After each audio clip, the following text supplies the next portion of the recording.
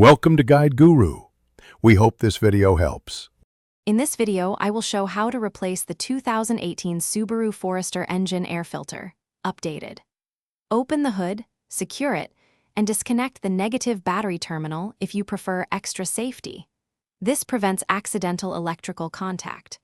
Remove the plastic clips or screws on the airbox cover, lift the cover, and note filter orientation for proper reinstallation and airflow direction.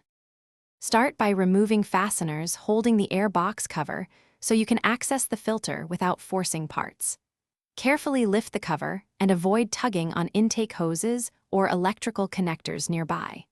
Pull the old filter straight out, note its orientation and any seals, and wipe the housing with a clean cloth to remove debris before inserting the new element. Place the new filter in the housing, matching the recorded orientation, ensuring the rubber seal seats fully so unfiltered air cannot bypass the element. Reinstall the airbox cover and tighten the screws or clips evenly to avoid gaps.